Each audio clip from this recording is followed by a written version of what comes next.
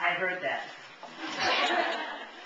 Okay, so I'm here representing Vail Public Library. You'll have no trouble hearing me. I have a very loud voice. I talk very fast. I apologize. But I'm coming with a little different perspective, so I'm going to have to cheat a little bit, because I'm representing titles that I asked my staff to recommend. I don't typically read new books, and we were told to choose new titles, and so I sent out the message to my staff, two of which I'm proud to say are in this audience. But I'm so proud of the Vail Public Library, and I'll give you my PSA at the end of my little brief talk. But I asked them to give me some titles and some selections, so that's how I chose my 5 titles. So I'm speaking on behalf of people who have said I'm going to use their first name. So we're going to start with Greta. The title is Railroaded. I have to take my glasses off because I can't read, and I promise I won't read this word for word. Railroaded it's a healthy looking book, and it is a very deep book. It's a very deep, very historical study of the transcontinental making of modern America. The way Greta heard about this book and got interested in it was through NPR.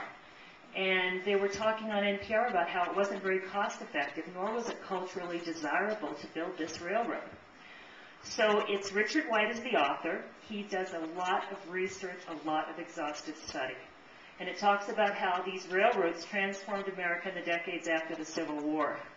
The operations really changed the landscape of the West. I mean, the buffaloes disappeared, Native Americans, I mean, it just kind of railroaded right through, quite literally.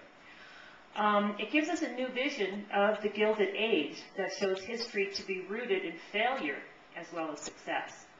Discusses economic panics caused by the debt that was incurred and how their dependence on donations from the wealthy initiated new forms of corruption.